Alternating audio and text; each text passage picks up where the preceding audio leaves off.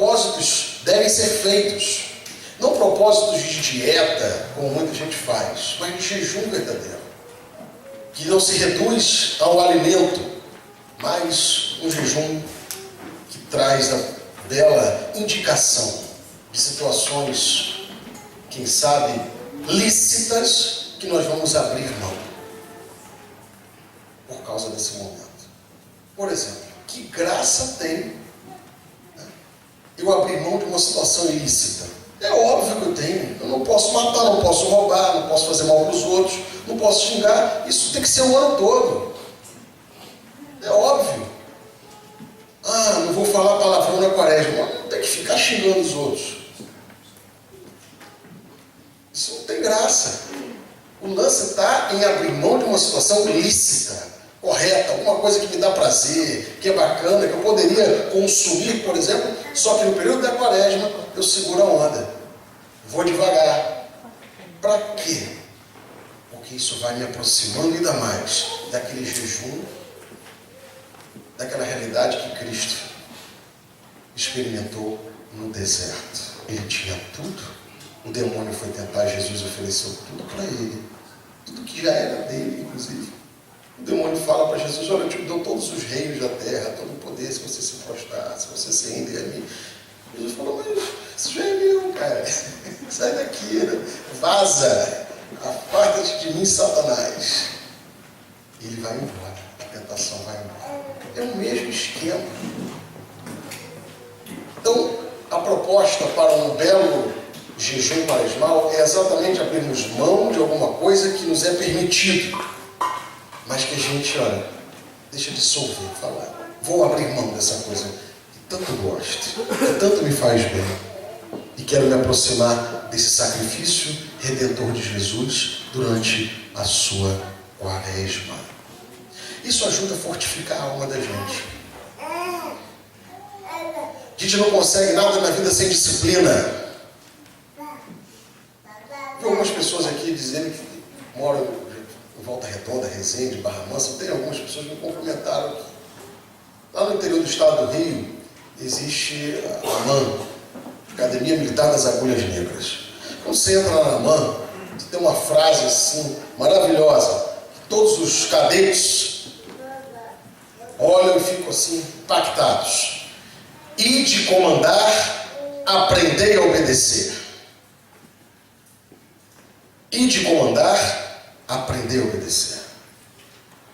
Vejam, é uma normativa de disciplina que já dá a ideia, dá o bizu no ouvido da molecada: meu irmão, tu está vindo aqui para se tornar um líder, para se tornar um membro das Forças Armadas do Brasil, para trazer uma bela contribuição à proteção da defesa nacional.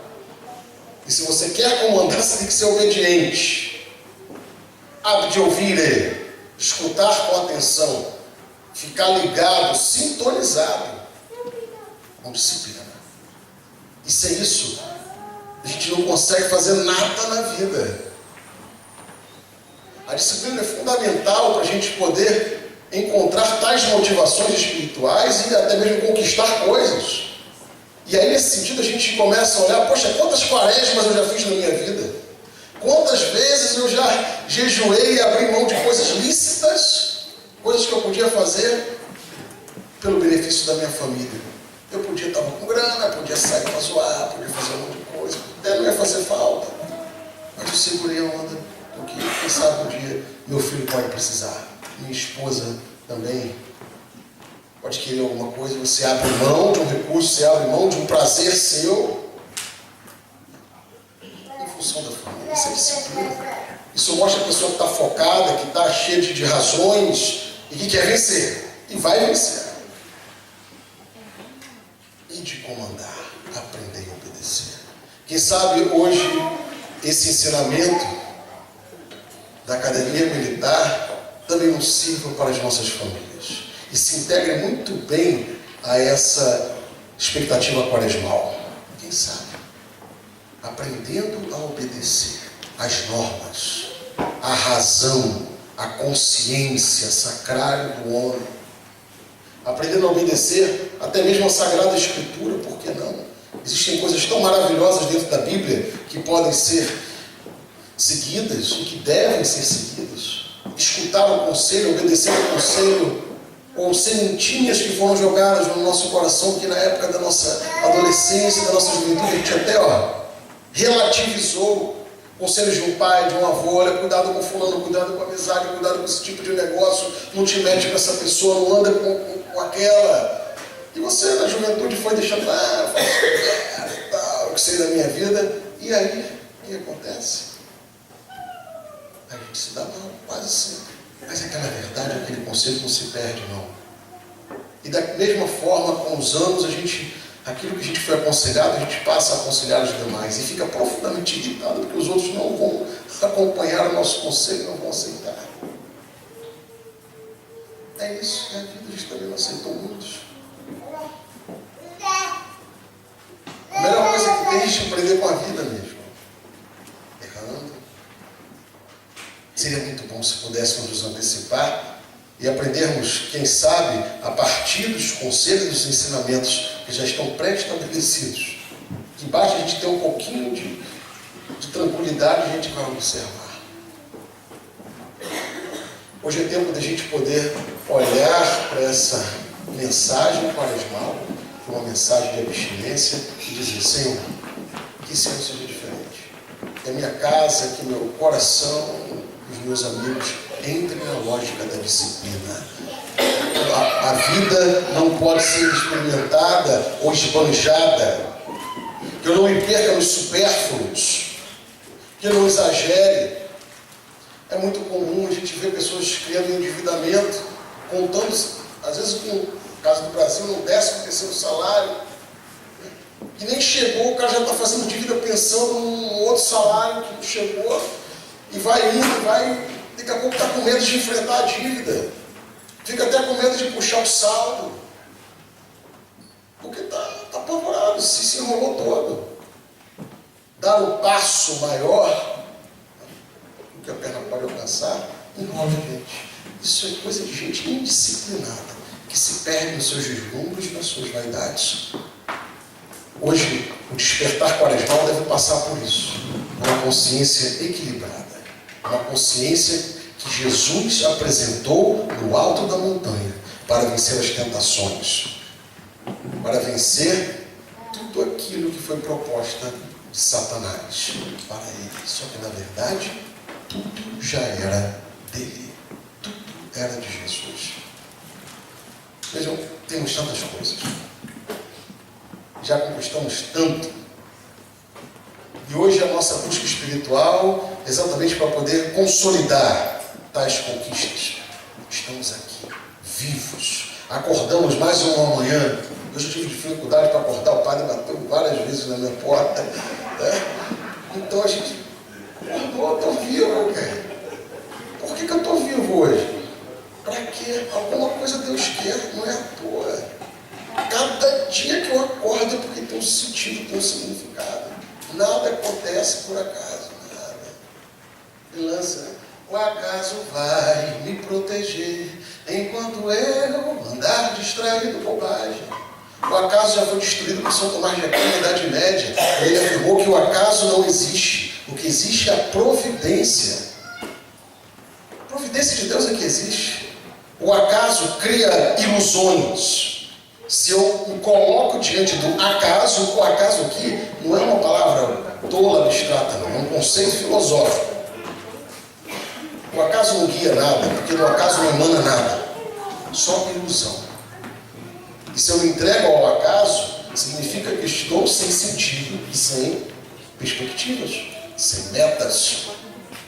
Hoje o que queremos é estabelecer com Deus um compromisso onde queremos aceitar a providência de Deus. Aí sim, é outra lógica.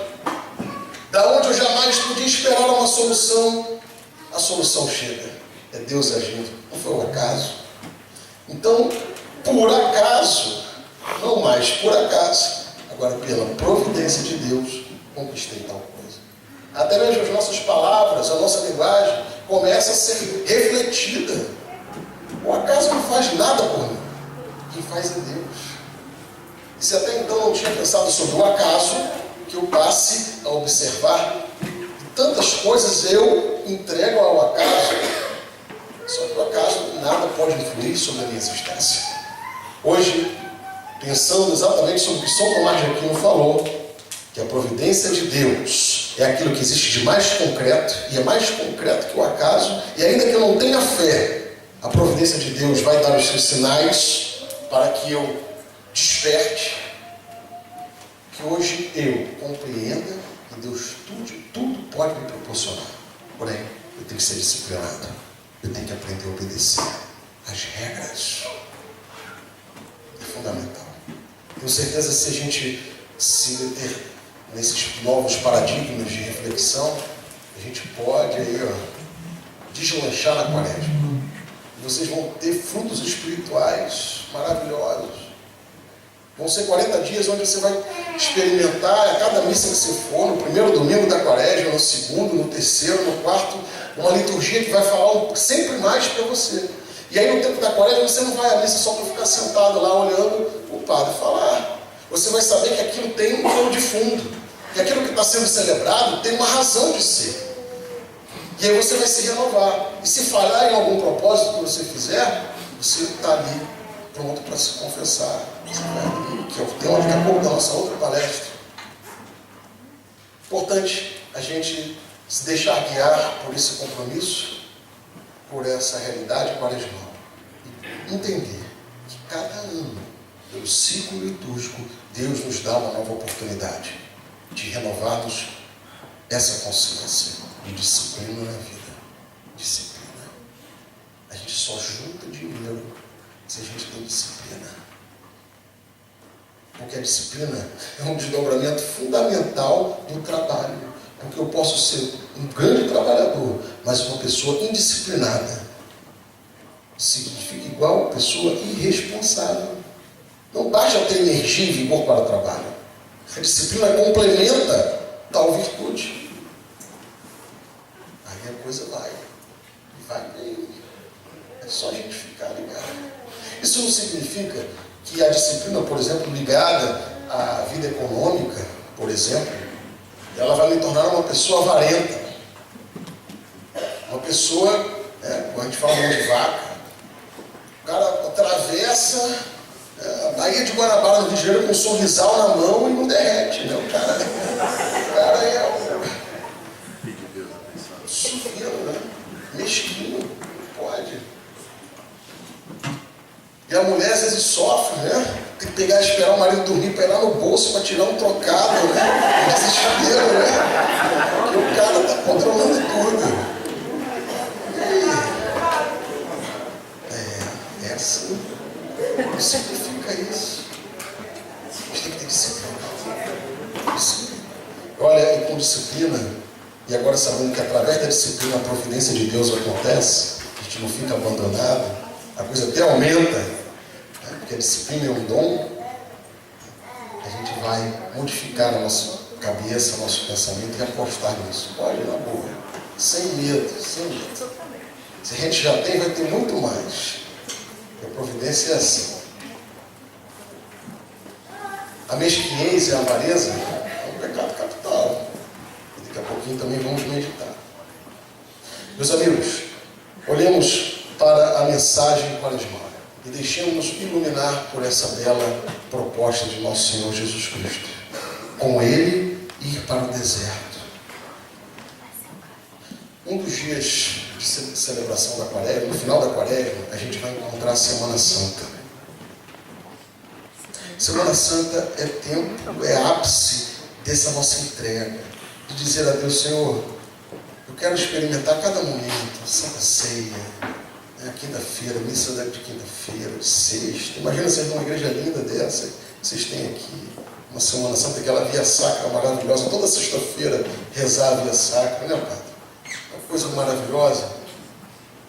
Olhar para a beleza do templo e ali encontrar através da simbologia todas as motivações litúrgicas. Na sexta-feira da paixão, o beijo da cruz, a procissão do Senhor morto, a procissão do encontro, sábado de aleluia, a Páscoa. Isso nos ajuda a rever a vida, a perceber que não somos nada e que Deus é tudo. Deus é tudo. quando estamos inseridos nessa verdade litúrgica, a graça de Deus age de forma impressionante dentro de nós. Impressionante.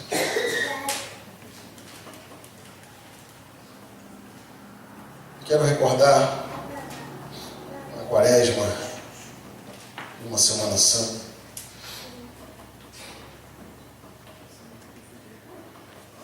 E passei lá no Complexo do Alemão, onde eu falava algumas histórias lá, daquele meu início de sacerdócio.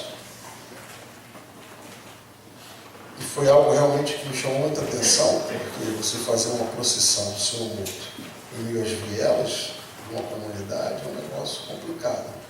Com a malandragem lá, os vagabundos com um fuzil apontando para o padre assim, te acompanhando, né, em cima da laje, né? É um negócio realmente, é uma experiência. Fala, daqui a pouco vão trocar aqui, vão tirar a imagem do santo lá morto, de Jesus, e vão colocar o padre. É difícil, é tenso. Você vê o sofrimento das pessoas, a situação que o povo vive, grande parte, infelizmente.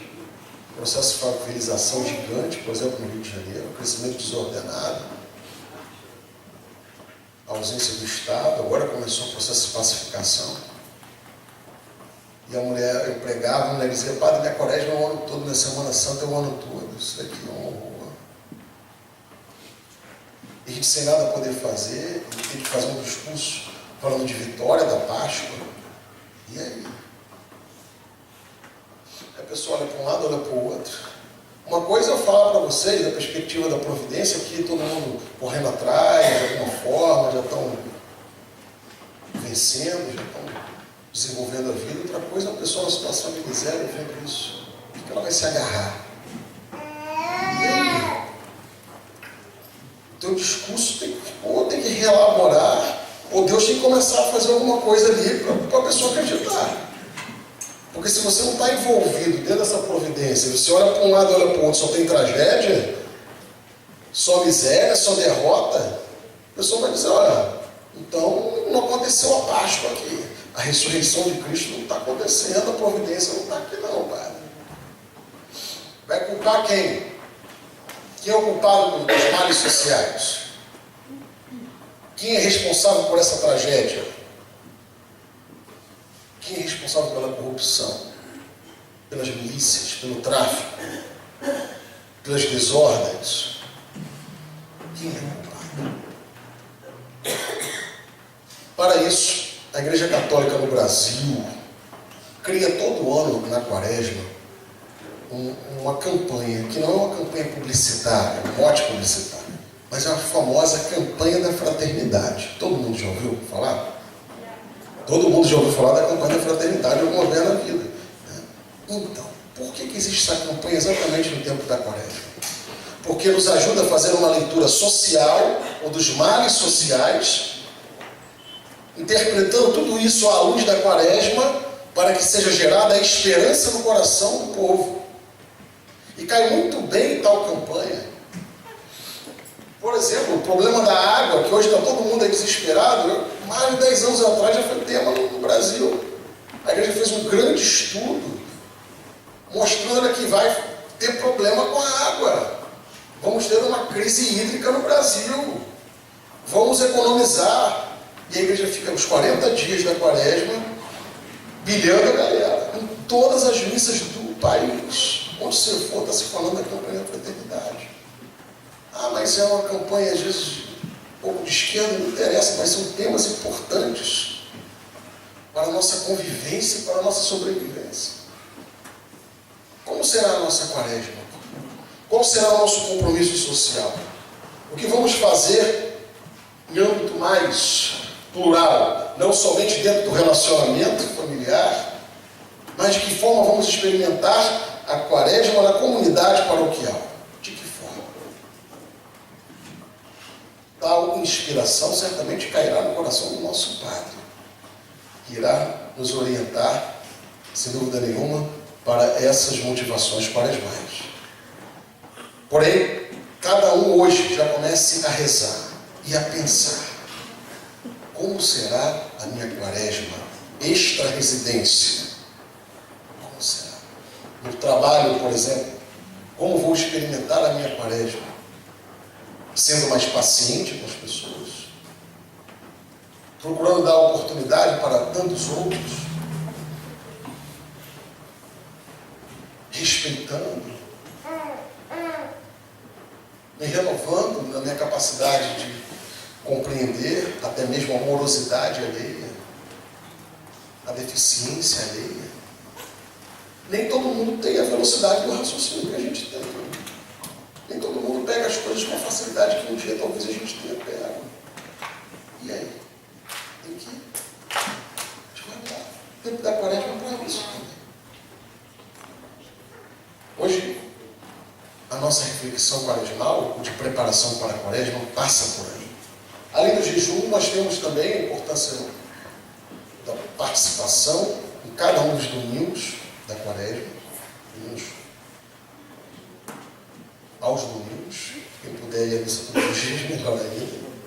Sexta-feira, a participação devocional na Via Sacra, a confissão, a caridade. São elementos que vão inchando o seu coração de bênçãos. Não dá para fazer quaresma sem você se subsidiar. A meditação na palavra de Deus, a oração dos salmos, principalmente os salmos penitenciários. Existem tantos na Bíblia. Nós vamos rezar um deles agora. Por favor.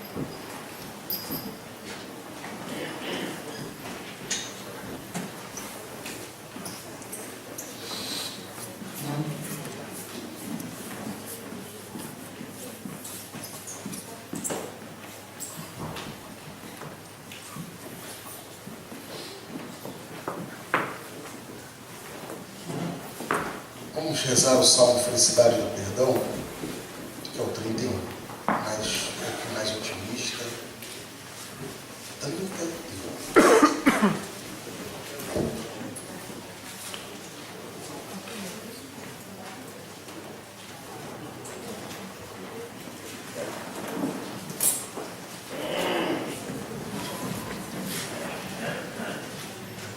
A felicidade do perdão.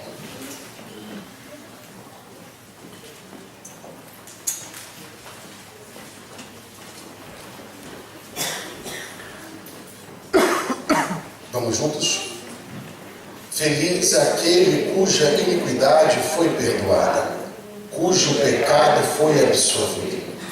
Feliz o homem a quem o Senhor não há de falta, e em cujo coração não há dor. Enquanto me conservei calado, erraram-se os ossos, entre contínuos gemidos. Hoje de noite, vossa mão pesava sobre mim. Esgotaram-se as forças como os ardores do verão.